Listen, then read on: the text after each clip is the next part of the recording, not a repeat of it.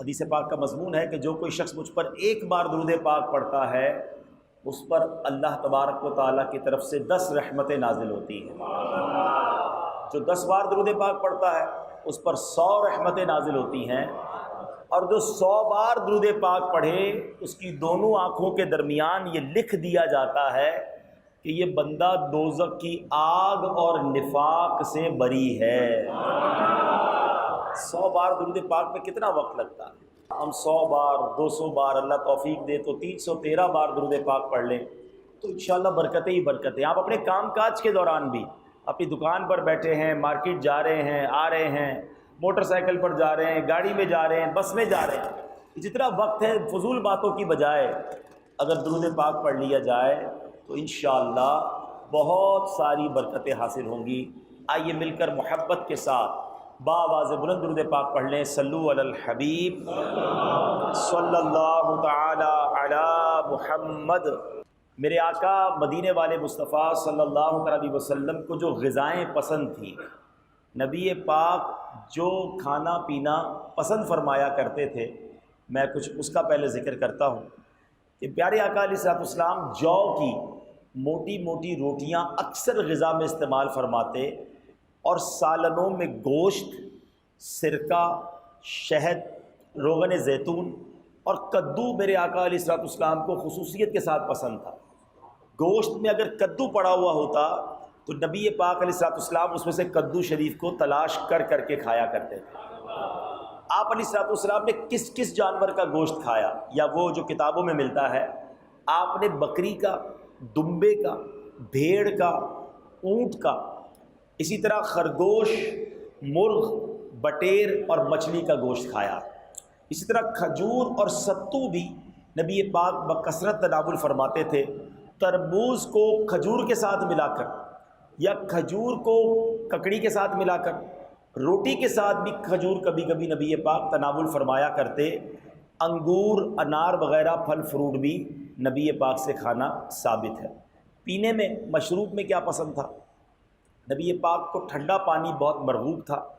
دودھ بھی کبھی ملا کر اور کبھی خالص دودھ نوش فرماتے تھے، کبھی کشمش اور کھجور پانی میں ملا کر اس کا رس پیتے، اور جو کچھ میرے آقا پیتے تھے وہ 3 سانس میں پیا کرتے تھے۔ اچھا، نبی پاک نے کبھی ٹیبل پر کھانا تناول نہیں فرمایا، کپڑے یا چمڑے کے دسترخوان پر کھانا کھایا، اور صرف انگلیوں سے کھانا تناول فرماتے، چمچہ یا چھری وغیرہ، کانٹا وغیرہ پسند نہیں فرماتے تھے۔ ہاں، جب ابلا ہوا گوشت ہوتا تھا تو کبھی کبھی چھری سے کاٹ کر نبی پاک سے وہ کھانا ثابت ہے۔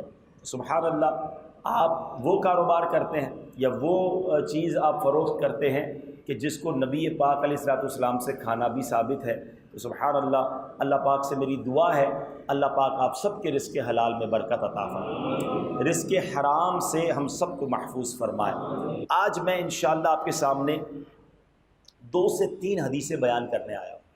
میرے آقا علیہ السلام نے مختلف مقامات پر 2 قسم کی حدیثیں بیان کی ہیں، بڑی یونیک اور بڑی نرالی حدیثیں ہیں۔ ایک نبی پاک نے یہ فرمایا کہ تم میں بہترین وہ ہے، بیسٹ امنگسٹ یو، تم میں بہترین وہ ہے، اور اس میں کئی باتیں فرمائیں۔ ایک جگہ فرمایا تم میں بہترین وہ ہے جو قرآن سیکھے اور دوسروں کو سکھائے، کسی جگہ کچھ فرمایا، کسی جگہ کچھ فرمایا۔ تو بہترین لوگ کون ہیں اس کی ڈیٹیل بھی نبی پاک نے اپنی حدیثوں میں عطا فرمائی، اور کئی مقامات پر نبی پاک نے فرمایا جو ایسا کرے وہ ہم میں سے نہیں ہے۔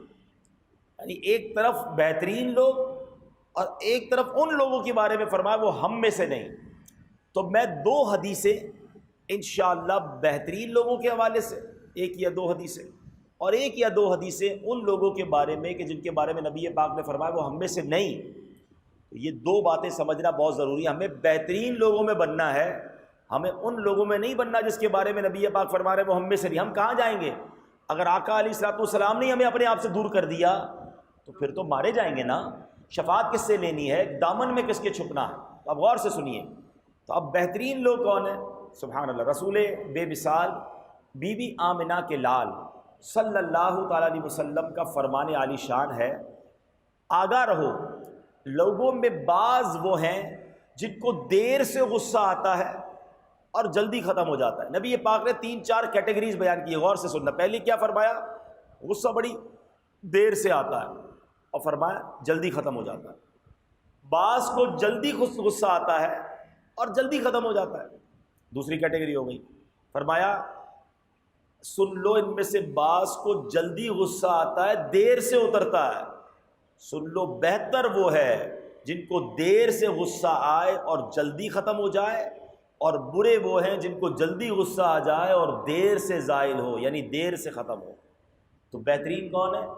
دیر سے غصہ آئے، بول تو غصہ آتا نہ ہو، اگر آ جائے تو فوراً ختم بھی ہو جائے۔ تو دل میں پال کے رکھنا، دیر تک غصے میں رہنا، لڑائی جھگڑا جاری رکھنا، دشمنیاں پال کے رکھنا، فرمایا وہ اچھے لوگ نہیں ہیں۔ اب سنیے پیارے اسلامی بھائیوں، ہمیں پتہ چلا کہ بہتر کون ہے؟ جس کو دیر سے غصہ آئے اور جلدی اتر جائے۔ اور یہ غصے کی تباہ کاریاں بڑی خطرناک ہیں۔ بڑی شان والے مولا، سبز گنبد والے آقا صلی اللہ تعالی علیہ وسلم نے فرمایا جہنم کا ایک دروازہ ہے جس سے وہی لوگ داخل ہوں گے جن کا غصہ اللہ پاک کی نافرمانی کے بعد ہی ٹھنڈا ہوتا ہے۔ اب آپ غور کر لیں، اکثر ہم میں سے وہ لوگ ہیں ان کا غصہ ٹھنڈا کب ہوتا ہے؟ جب تک گالی نہ دے دیں، جب تک جھگڑا نہ کر لیں، جب تک اگلے کی غیبت نہ کر لیں، جب تک اس کو کوئی نقصان نہ پہنچا دیں، جب تک ہاتھا پائی نہ کر لیں۔ یعنی ہر اینڈ آف دا غصہ جو ہے نا، غصے کا اختتام وہ اللہ کی نافرمانی پر ہی ہوتا ہے۔ اور آقا نے کیا فرمایا کہ جہنم کا ایک دروازہ ہے جس سے وہی لوگ داخل ہوں گے کہ جن کا غصہ اللہ پاک کی نافرمانی کے بعد ہی ٹھنڈا ہوتا ہے۔ اب آپ غور کر لیں، اب آپ کہیں یار اس نے مجھے برا بلا کہا، میں کیوں نہیں کہوں؟ اس نے بدتمیزی کی، میں اس کو جواب کیوں نہ دوں؟ اس نے ہاتھ اٹھایا، میں اس کا ہاتھ نہ توڑ دوں؟ تو کوئی فرق کیا رہا میرے اور اس کے اندر؟ غصہ نہ آئے یہ پاسبل نہیں، ہم انسان ہیں، ہمیں غصہ آئے گا۔ اب ہم نے کرنا کیا ہے اس کے مقابلے میں؟ کہ ہمیں غصے پر قابو رکھنا ہے، گناہ نہیں کرنا۔ غصے کا اختتام اچھا بھی ہو سکتا ہے۔ آپ کو کسی پر غصہ آیا، ایک طریقہ تو یہ گالی دے دیں، ایک طریقہ تو یہ مار کٹائی کریں، اور ایک طریقہ یہ اللہ کی رضا کے لیے معاف کر دیں۔ ہائے ہائے، اختتام کتنا خوبصورت ہو گیا۔ حدیث پاک میں آتا ہے، نبی پاک علیہ الصلوۃ والسلام فرماتے پہلوان وہ نہیں جو غصے کے وقت کسی کو پچھاڑ دے، پہلوان وہ ہے جو غصے کے وقت اپنے آپ پر قابو رکھے۔ کمال یہ ہے، یہ کمال نہیں ہے کہ آپ نے کسی کو پچھاڑ دیا، کسی کو برا بھلا کیا، زخمی کر دیا۔ یہ تو آسان ہے، غصہ آیا بدلہ لے لیا، اپنے آپ پر قابو پانا۔ ہم تو اس نبی کے امتی ہیں کہ جس کے بارے میں بچپن سے نعتیں سن رہے ہیں، سلام اس پر کہ جس نے خون کے پیاسوں کو قبائیں دی، دشمن آ جائے تو چادر بھی بچھا دیتے۔ نعتیں بڑی زور سے سنتے ہیں۔ ہم نے تو گالی سن کے کبھی دعا نہیں دی، ہم نے تو ایک گالی سنی 7 گالیاں دی ہیں، ہم نے تو ایک جملہ سنا اس کا منہ توڑ کے رکھ دیا۔ تو کس نبی کے امتی ہو بھائی؟ نبی پاک تو جان کے دشمن کو معاف کر دے، تم مسلمان بھائی سے غلطی ہو جائے تو معاف کرنے کے لیے تیار نہیں ہو۔ ٹریفک میں اگر کوئی غلطی سے ہماری گاڑی کو ٹچ کر دے، اوورٹیک کر لے، ہو گئی غلطی یار، نہیں میں بتاؤں گا اس کو، نہیں میرے پیارے اسلامی۔ اچھا پھر بعض اوقات جو ہے نا، جب کسی کو بندہ کہے نا یار یہ لڑائی جھگڑا غصہ نہ کیا کرو، تو پھر جواب پتہ کیا دیتے ہیں؟ بھائی جان ہم شریف کے ساتھ شریف ہیں، بدماش کے ساتھ بدماش ہیں۔ ارے بھائی تمہارے اندر کون سا بٹن لگا ہوا ہے کہ جب شریف سامنے آتا ہے تم شریف ہو جاتے ہو، بدماش آتا ہے تو بدماش ہو جاتے ہو؟ یہ فارمولہ ہی غلط ہے۔ مسلمان مومن شریف کے ساتھ بھی شریف ہوتا ہے اور بدماش کے ساتھ بھی شریف ہوتا ہے۔ بدماش سدھرے گا کیسے بھائی؟ تو یہ نہیں ہوتا ہے۔ آپ اپنے اندر صبر پیدا کریں، غصے پر قابو پیدا کریں۔ اب سنیے، بی بی عائشہ صدیقہ رضی اللہ تعالیٰ عنہ کو جب غصہ آتا نا تو نبی پاک ان کو کیا فرماتے؟ یوں کہو اللہم رب محمد اغفر لی ذنبی واذہب غیظ قلبی واجرنی من مضلات الفتن۔ اے محمد صلی اللہ تعالیٰ علیہ وسلم کے رب، میرے گناہ بخش دے، میرے دل کو غصے کو ختم فرما، اور مجھے گمراہ کرنے والے ظاہری اور باطنی فتنوں سے محفوظ فرما۔ نبی پاک تعلیم ارشاد فرماتے ہیں۔ تو ہمیں بھی جب غصہ آ جائے تو درود پاک پڑھنا ہے، اپنے آپ کو غصے والی جگہ سے دور کر لینا ہے۔ اچھا پھر بعض اوقات پتہ ہے کیا ہوتا ہے؟ جو بندہ بڑا طاقتور ہوتا ہے، پتہ ہے ہم اس کا کچھ بگاڑ تو سکتے نہیں، 4 تو گارڈ ہوتے ہیں اس کے ساتھ، چلو یار میں نے معاف کیا۔ تو یہ کیا معاف کیا ہے؟ کچھ بگاڑ نہیں سکتے تو معاف کیا۔ کمال یہ ہے کہ آپ کسی سے بدلہ لے سکتے ہیں، آپ کسی کا بیڑا غرق کر سکتے ہیں۔ کمزور ہے وہ آدمی، اس سے ہوئی یہ غلطی، اب معاف کرو نا، پھر معاف کرو، پھر دیکھو اللہ کیسے معاف فرماتا ہے۔ ہاں ایک واقعہ میں نے کئی بیان میں سنایا، چلیں آج پھر سنا دیتا ہوں کہ ایک شخص تھا، اس کے گھر میں اس کی زوجہ نے کھانا پکایا اور کھانے میں نمک زیادہ ڈال دیا۔ اس کو بڑا غصہ آیا، جی چاہا کہ کھڑے ہو کر زوجہ کو تھپڑ مار دو۔ ہو سکتا ہے یہاں بھی کچھ شیر ببر ایسے بیٹھے ہوں گے کہ جب بیوی سے کوئی غلطی ہوتی ہوگی تو کبھی برتن توڑتے ہوں گے، کبھی گالیاں دیتے ہوں گے، کبھی تھپڑ مارتے ہوں گے۔ ایسا نہ کیا کرو، وہ بھی انسان ہے، ہم نے انسان سے شادی کی ہے، کمپیوٹر سے نہیں کی، بلکہ کمپیوٹر میں بھی وائرس آ جاتا ہے یار، تو معاف کرنے کی عادت ڈالو۔ اس بندے کو غصہ تو بڑا آیا، اچانک اس کے ذہن میں ایک بات آئی، یار میری بیوی نے ایک غلطی کی ہے اور مجھے بدلہ لینے کو جی چاہ رہا ہے، میں بھی تو اللہ کی بارگاہ میں روز غلطیاں کرتا ہوں، وہ تو سزا نہیں دیتا۔ کہا میں نے کچھ بھی نہیں کہا، اپنی بیوی کو معاف کر دیا، چپ چاپ کھانا کھا لیا۔ مرنے کے بعد مجھے بتایا گیا کہ اس روز جو تو نے میرا بندہ ہو کر میری بندی کو معاف کیا تھا نا، میں تو سب سے بڑا معاف کرنے والا ہوں، جا میں نے تیرے سارے گناہوں کو معاف کر دیا۔ ملازم کو بھی معاف کیا کرو، بیوی کو بھی معاف کر دیا کرو، ہیں غلطیاں ہو جاتی ہیں انسانوں سے، جھگڑا بدلہ نہ لیا کرو۔ اور سنو آج غصے کے میں آپ کو وظائف بھی بتا دیتا ہوں۔ کچھ لوگ کہتے ہیں یار کیا کریں بہت آ جاتا ہے غصہ، تو چلو آج وظیفہ بھی لے لو۔ جسے زیادہ غصہ آتا اسے چاہیے چلتے پھرتے کبھی کبھی یا اللہ یا رحمان یا رحیم کہہ لیا کرے، دوہرا لے، یا اللہ یا رحمان یا رحیم، یا اللہ یا رحمان یا رحیم، یا اللہ یا رحمان یا رحیم، یا چلتے پھرتے یا ارحم الراحمین۔ کیا پڑھیں گے؟ یا ارحم الراحمین، یا ارحم الراحمین، یا ارحم الراحمین۔ تو یہ دو وظیفے یاد رکھیں، یا اللہ یا رحمان یا رحیم یا ارحم الراحمین۔ اچھا پھر بڑی پیاری بات علماء نے لکھی کہ جب غصہ آئے نا تو وضو کر لیں، کیونکہ غصہ شیطان کی طرف سے، شیطان آگ سے بنا ہوا ہے، جب آپ وضو کرتے ہیں تو آپ کول ڈاؤن ہو جاتے ہیں، تو فوراً وضو کر لیں۔ پھر اسی طرح ایک اور پرابلم پتہ ہے کیا، کسی ملازم سے غلطی ہو گئی یا بیوی سے غلطی ہو گئی یا بچے سے غلطی ہو گئی، اب غصہ آ رہا ہے اس کے اوپر، وہ بھی سامنے بیٹھا ہے آپ بھی سامنے بیٹھے، ہر تھوڑی دیر بعد دیکھ کے اسے غصہ آ رہا ہے، تو بہتر یہ ہے کہ جس سے لڑائی ہو گئی ہے، جس میں غصہ آ رہا ہے، وہاں سے اٹھ کر چلے جائیں۔ منظر بدل جائے گا نا تو آپ کا غصہ بھی ٹھنڈا ہو جائے گا۔ تو یہ بھی آپ نے ایک فارمولہ ذہن میں رکھنا ہے۔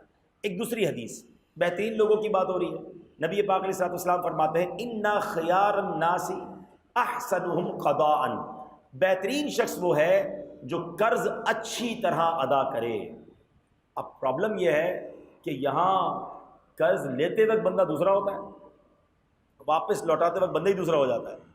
اتنی محبت سے اتنے پیار سے حضرت بس پیسے دے دیں، ایک مہینے پورا ہونے سے پہلے ہی لوٹا دوں گا، بندہ کہ یار اتنی قسمیں کھا رہا ہے، اتنی منتیں کر رہا ہے، اس کے بعد نہ جناب کا فون اٹھتا ہے، اب ہم اس کے گھر کے دھکے کھا رہے ہیں۔ تو یہ کبھی بھی نہ کریں، اگر کسی سے قرض لیا ہے تو پراپر صحیح طریقے سے ادا کریں۔ کوئی تحفہ بھی واپسی میں دیں، پہلے سے طے نہیں ہو تو تحفہ ایکسٹرا دینا بھی سود نہیں ہوتا۔ ہاں پہلے کوئی طے کر لے کہ لاکھ دو، واپسی میں 1,05,000 دوں گا، تو پھر تو یہ سود ہو جائے گا۔ لیکن اگر آپ کو کسی نے لاکھ روپے دیے، 50,000 قرضہ دیا، مصیبت میں کام آیا تو پیسے بھی لوٹائیں، دعائیں بھی دیں، ممکن ہو تو کوئی تحفہ بھی دے دیں کہ اس بندے نے آپ کے ساتھ بھلائی کی نا۔ اگر تحفہ تو دور کی بات ہے، وہ اگلا منتیں کر رہا ہوتا ہے میرے پیسے واپس لوٹا دو۔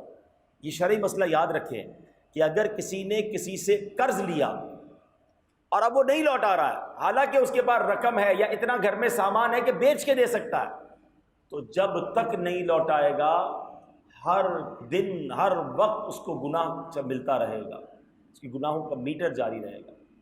اور سبحان اللہ کتنا پیارا مذہب ہے، جو قرض دینے والے ہیں نا ان کو پتہ ہے کیا ترغیب ہے، بہت خوبصورت بات بتانے جا رہا ہوں۔ بلکہ جو مالدار بیٹھے ہیں نا، تھوڑا بہت قرض کا اکاؤنٹ رکھو اپنے آفس کے اندر، اپنے دکان کے اندر، چلو اپنے ملازمین کو، رشتہ داروں کو قرض دے دیا کرو، اور بھلے یہ آپ کی مرضی ہے کہ آپ اس طرح دیں کہ وہ آپ کو ہر مہینے کیسے لوٹائے گا، تنخواہ سے آپ کاٹو گے، سسٹم بنا لیں، مگر قرض دیا کرو۔ کیونکہ نبی پاک علیہ الصلوۃ والسلام جب سفر معراج پر تشریف لے گئے نا، تو آپ نے وہاں پر جنت کے دروازے پر کچھ اس طرح لکھا ہوا دیکھا کہ صدقے کا ثواب 10 گنا ہے اور قرض کا ثواب 18 گنا ہے۔ تو آپ نے جبریل امین سے پوچھا، اے جبریل صدقے کا ثواب 10 گنا، قرض کا ثواب 18 گنا؟ تو کچھ اس طرح عرض کیا کہ حضور صدقہ تو ہر کوئی مانگ لیتا ہے، قرضہ ضرورت مند ہی لیتا ہے، تو قرضہ دینا بڑی نیکی ہے، بدقسمتی یہ ہو گئی کہ جو قرضہ لے جاتے ہیں نا وہ لوٹاتے صحیح نہیں ہیں، تو اب دینے والے بھی ڈرتے ہیں، ورنہ یہ کام بہت اچھا ہے۔ اچھا دو کام خراب ہو گئے، ایک تو قرضہ نہیں دے رہے، اور آج کل قرضہ دیتے بولتے نفع کتنا دو گے۔ ہر بندے کو اب سود چاہیے، معاذ اللہ حرام چاہیے، مدد والا کانسیپٹ ختم ہو گیا۔ تو یہ اسلام دونوں طرف والوں کو سمجھاتا ہے، قرضہ لو ٹائم پہ لوٹاؤ تاکہ وہ آگے بھی کسی کو قرضہ دے۔ اور میں جو بات بتانے جا رہا ہوں نا بڑی خوبصورت بات ہے، سیدی اعلیٰ حضرت امام اہل سنت فرماتے ہیں، اور بعض روایتوں کا میں خلاصہ بتا رہا ہوں کہ اعلیٰ حضرت نے کسی کو بتایا، مثال کے طور پہ بتا رہا ہوں کہ میں روزانہ 10,000 روپے صدقہ کرتا ہوں۔ اس زمانے کے 10,000 آج کے 10 لاکھ ہو گئے۔ کہ حضور آپ روزانہ 10,000 صدقہ کیسے کرتے ہیں؟ تو فرمایا حدیث پاک میں آتا ہے جس کا مضمون ہے اگر کوئی شخص کسی مسلمان کو قرضہ دے، مثال کے طور پہ آپ نے 1,00,000 روپے یا 50,000 روپے 3 مہینے کے لیے کسی کو قرضہ دیا ہے، روایتوں میں آتا ہے اسے روزانہ 50,000 روپے صدقہ کرنے کا ثواب ملے گا۔ 3 مہینے تک کتنے پیسے ہو گئے؟ 50,000 سے حساب تو کرو، 15 لاکھ روپے ایک مہینے کے، 3 مہینے کے 45 لاکھ روپے، 45 لاکھ صدقہ کرنے کا ثواب ملے گا، 3 مہینے بعد 50,000 بھی واپس آ جائیں گے۔ اس سے اچھا کاروبار ہے کوئی؟ اب سنو آگے، روایتوں میں آیا اگر 3 مہینے پورے ہو گئے، اب وہ اگلا کہتا ہے مہربانی کرو پریشان ہوں تکلیف میں ہوں 1 مہینہ اور دے دو، آپ نے اس کو 1 مہینہ اور دیا، اب یہ 50,000 کا ثواب روزانہ 1,00,000 روپے کا ثواب شروع ہو جائے گا، ڈبل ہو جاتا ہے۔ تو اللہ نے دیا ہو نا، تو کوئی چھوٹا موٹا اپنے آفس میں کہ یار چلو مہینے کے میرے اکاؤنٹ میں 2-4 لاکھ روپے ایسے ہونے چاہیے جو قرضے میں ہونے چاہیے، واپس آ جائیں کسی اور کو قرضہ دوں، اس سے واپس آ جائے کسی اور، مجھے روز 4 لاکھ روپے صدقہ کرنے کا ثواب مل رہا ہے، وہ تو میں کر ہی نہیں سکتا۔ تو اس میں مسلمانوں کی خیر خواہی بھی ہے، مسلمانوں کی مدد بھی ہے۔ تو یہ ہے ہمارا خوبصورت مذہب اسلام۔ میں دوبارہ کہہ رہا ہوں کہ جب اس طرح کی ہم باتیں کرتے ہیں تو لوگ یہ کہتے ہیں یار مولانا صاحب بات تو آپ اچھی کر رہے ہو، ثواب بھی بہت ہے، لیکن قرضہ دیتے کہ واپس دیتا نہیں ہے۔ تو آپ نے دیکھا میں نے پہلے کیا بیان کیا کہ قرضہ دینے والا ضرور قرضہ لوٹائے، ورنہ اس کا ہر دن ہر لمحہ گناہ میں گزر رہا ہے، لیکن قرضہ جو کسی کو دے رہا ہے وہ بھی دل کھول کر دیتا رہے، ضرورت مند ہے لڑائی جھگڑے نہ کرے، موقع دے دے، ٹائم دے دے۔ ایک شخص کے بارے میں آتا ہے کہ اس بہت گناہ گار تھا، اس کا انتقال ہو گیا، مرنے کے بعد کسی نے خواب میں دیکھا کہ یار تمہارے ساتھ کیا معاملہ ہوا؟ کہتا یار میری بخشش ہو گئی۔ تیری بخشش کیسے ہوئی؟ تو بڑا گناہ گار تھا۔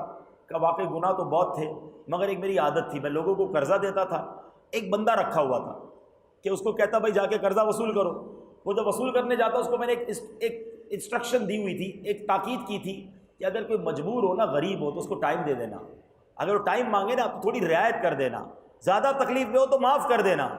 کہتا بھائی اللہ پاک کو میری ادا پسند آ گئی، اللہ نے میرے سارے گناہ معاف کر دیے۔ اچھا آپ میں سے کئی دکاندار تو اپنے ملازم کو قرضہ دے کر وصول بھی کر سکتا ہے۔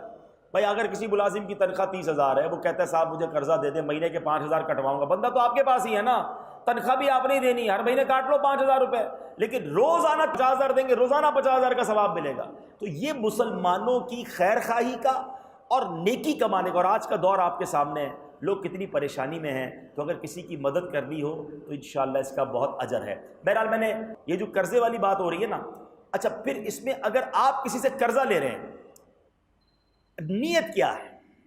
اگر نیت یہی ہے کہ پیسے لے رہا ہوں اور انشاءاللہ وقت پر لوٹاؤں گا، تو حدیث پاک میں آتا ہے کہ جو لوگوں کے مال قرض لے اور ادا کرنے کا پختہ ارادہ رکھے، اللہ پاک اسے ادا کروا ہی دیتا ہے۔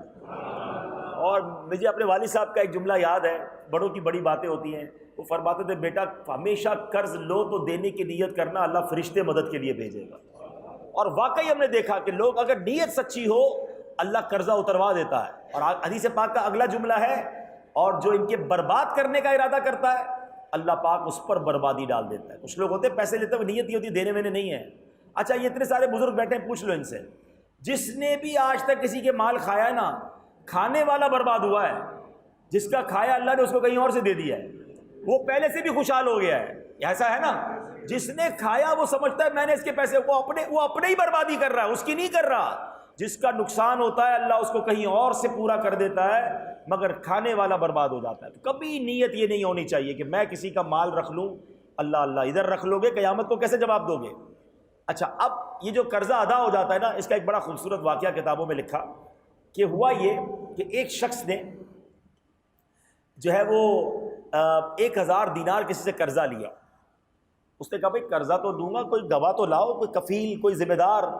کہتا ہے اللہ پاک میرا کفیل ہے، میں اللہ کے نام پر مجھے دینا ہے تو دے دو۔ اس نے کہا ٹھیک ہے، تم نے بات ہی ایسی کر دی ہے، اللہ تمہارا ذمہ دار ہے، اللہ کی طرف سے کفالت ہے، میں تمہیں دے دیتا ہوں۔ تو اس نے کہا اب گواہ تو لاؤ، چلو کفالت تو اللہ کی ہو گئی۔ وہ کہتا ہے میرا اللہ ہی گواہ ہے، دینا ہے تو دے دو۔ کہا اللہ گواہ ہے، چلو یار یہ بھی لے جاؤ۔ اب اس بندے نے اس بندے پر اعتماد کیا۔ 1000 دینار کا مطلب ہو گیا 1000 سونے کی اشرفیاں، بہت پیسے ہو گئے۔ بہرحال یہ بندہ چلا گیا دوسری جگہ۔ اب ہوا یہ کہ ایک ٹائم تھا، 1 مہینے بعد دینا تھا۔ اس بندے نے جب ٹائم آیا تو اس نے کہا میں نے قرضہ واپس لوٹانا ہے۔ وہ دوسرے گاؤں میں تھا، بیچ میں کشتی نہر تھی، کنارے پر آیا کشتی کی تلاش میں کہ کشتی آئے تو واپس جاؤں، یہ پیسے اس کو لوٹا کے آؤں، آج واپسی کا دن ہے۔ اب جناب کوئی صورت نہ بنے، کشتی نہ ملے، بہت کوشش کی، بولا یار اب میں نے اس سے وعدہ کیا ہے، مجھے قرضہ لوٹا، نیت تھی نا قرضہ لوٹانا ہے۔ تو اس نے کیا کیا کہ ایک لکڑی اٹھائی، اور لکڑی اٹھانے کے بعد اس نے کیا کیا کہ اس لکڑی کے اندر 1000 دینار رکھے اور ایک لیٹر لکھا کہ میں بہت کوشش کی کہ میں تمہیں پیسے لوٹا دوں، لیکن کشتی مجھے ملی نہیں ہے، یہ پیسوں کو، اس لکڑی کو اللہ کے حوالے کرتا ہوں کہ یہ میری امانت تم تک پہنچا دے۔ اچھا وہ دوسری طرف والا بندہ بھی کشتی کے انتظار میں کنارے پہ کھڑا ہے کہ آج مہینہ پورا ہو گیا، اس نے کہا تھا پیسے دوں گا، آئے گی کشتی، میرے پیسے آئیں گے۔ انتظار کرتے کرتے تھک گیا۔ اب جب گھر جانے لگا تو ایک لکڑی تیرتی ہوئی نظر آئی اس کو۔ اس نے لکڑی اٹھائی تو اس میں سے لیٹر بھی نکلا، اس کے پیسے بھی نکلے۔ یہ بڑا خوش ہوا کہ یار کتنا ایماندار آدمی ہے، اس نے پیسے مجھے بھجوا دیے۔ اچھا ہوا کیا، تھوڑے عرصے بعد وہ بندہ واپس آیا اور آ کر اس قرض والے کو ڈھونڈا کہ یہ آپ کے 1000 دینار لے لو، کیونکہ اس کو تو یہ تھا پتہ نہیں لکڑی ملی ہوگی کہ نہیں ملی ہوگی۔ تو کہتا کیوں دے رہے ہو پیسے؟ کہا میں نے بڑی کوشش کی، پہلے تو معافی مانگی کہ میں کشتی کے انتظار میں کھڑا رہا مگر مجھے کشتی ملی نہیں، تو میں نے جو ہے وہ اب آپ کے پاس پیسے لے کر آیا ہوں۔ بولا یہ بتاؤ کشتی نہیں ملی تو پھر کیا کیا تھا؟ کیا یہ تھا کہ میں نے ایک لکڑی میں پیسے ڈالے تھے اور اللہ کے حوالے کر دیا تھا کہ تمہاری امانت مجھے واپس مل گئی ہے، تمہارا قرضہ مجھے واپس مل گیا، یہ دوسرے 1000 دینار دینے کی ضرورت نہیں ہے۔ تو جب نیت سچی ہو نا تو اللہ پاک غیب سے مدد کرتا ہے۔ زندگی کا اصول بنا لیں، جب کسی سے پیسے لینے ہیں، جب کسی سے کوئی چیز لینی ہے، یہ سچی پکی نیت ہو کہ لوٹانی بھی ہے اور شکریہ کے ساتھ لوٹانی ہے، اچھے انداز سے لوٹانی ہے، پیر گھسوا کے نہیں۔ ہاں یہ بڑا پرابلم ہے، اس کے جوتے گھس جاتے ہیں، فون کرتا ہے فون نہیں اٹھاتے۔ ارے بھائی اگر آپ کے پاس پیسے نہیں بھی ہیں تو فون تو اٹھاؤ اس کا، وہ پریشان ہو رہا ہے، اس کے گھر چلے جاؤ، اس کو کیوں آنا پڑتا ہے، آپ چلے جاؤ نا کہ بھائی آپ نے پیسے دیے تھے، میرے پاس ابھی فی الحال نہیں ہے، تھوڑا ٹائم دے دو، میں یہیں ہوں، میں کہیں نہیں جا رہا، میں آپ کے سامنے ہوں۔ اس کو تسلی رہے گی، نہ فون اٹھاتا ہے، نہ بندہ ملتا ہے، دکان پر نہیں ملتا، اس طرح تو الٹا بیمار ہو جائے گا یار۔ زندگی میں مسلمان کا کام یہ ہے کہ یا تو کسی کی مدد لے ہی نہ، مزہ تو یہ کہ کسی کا احسان کیوں اٹھائیں، کسی کو حالات کیوں بتائیں، تمہیں سے مانگیں گے تم ہی دو گے، تمہارے در سے ہی لو لگی ہے۔ اللہ کرے کہ کبھی زندگی میں یہ دعا کرو، کبھی اللہ یہ والا ہاتھ نہ دے ہمیں، اللہ مانگنے والا کبھی نہ بنائے، ہمیشہ ہمیں دینے والا بنائے۔ اب یہ 2 حدیثیں میں نے آپ کو ان کی سنا دی جو بہترین لوگ ہیں۔ اب وہ لوگ جن کے بارے میں نبی پاک نے فرمایا کہ وہ ہم میں سے نہیں، اب وہ کون لوگ ہیں یہ سمجھنا ہے۔ ایک جگہ نبی پاک علیہ الصلوۃ والسلام فرماتے ہیں، آقا علیہ الصلوۃ والسلام کہ من غش فلیس منا، آقا فرماتے ہیں کہ جو دھوکہ دے وہ ہم میں سے نہیں۔ اب غور کریں، دھوکہ دینے والا تو معاملہ بڑا خراب ہے، آج کل تو جس کو دیکھو دھوکہ دے رہا ہے۔ ایک بار نبی پاک علیہ الصلوۃ والسلام غلے کے ٹھیلے کے پاس سے گزرے تو وہاں غلہ پڑا ہوا تھا، آقا علیہ الصلوۃ والسلام نے اس غلے میں اپنا ہاتھ ڈالا، جب ہاتھ ڈالا تو غلہ نیچے سے گیلا تھا۔ نبی پاک نے فرمایا گیلا غلہ نیچے کیوں رکھا ہے؟ کہا حضور وہ بارش ہو گئی تھی۔ فرمایا اوپر رکھنا چاہیے تھا نا۔ پھر یہ فرمایا من غش فلیس منا، جو دھوکہ دے وہ ہم میں سے نہیں۔ آج کل تو جس کو جہاں موقع مل رہا ہے، کیا فروٹ بیچنے والا، کیا سبزی بیچنے والا، کیا گوشت بیچنے والا۔ دیکھیں کسی مسلمان کو دھوکہ دے کر آپ نے تھوڑا سا پیسے تو بنا لیے، مگر اللہ کی بارگاہ میں جواب دینا پڑے گا۔ اور نبی پاک نے کیا فرما دیا؟ وہ ہم میں سے نہیں۔ اگر آقا نے ہی دور کر دیا تو کدھر جائیں گے تھوڑے پیسے کمانے کے لیے؟ مجھے واقعہ یاد آیا کہ ایک ٹھیلے والا بندہ جو روز بیچارہ 2-3 پیٹیاں جو ہے وہ فروٹ کی سبزی منڈی سے لاتا تھا اور اب 2-3 پیٹیاں بیچ کر شام کو بچوں کی روزی کما لیتا تھا۔ فجر کے بعد کوئی صاحب گزرے تو ٹھیلے والا رو رہا ہے، اور کیا ہوا؟ کہا میں نے پیسے جمع کرتا ہوں، روز سبزی منڈی جاتا ہوں، 2-3 پیٹیاں لاتا ہوں، ٹھیلے پہ سجاتا ہوں، اس کو بیچتا ہوں۔ آج میں آیا ہوں تو دیکھیں اس نے پیٹی کھول کے دکھائی کہ اوپر تو سارا اچھا فروٹ تھا، نیچے سارا گلا سڑا فروٹ تھا۔ کہ مجھے سبزی منڈی والوں نے دھوکہ دے دیا، اب آج میں کیا کماؤں گا، اپنے بچوں کو کیا کھلاؤں گا۔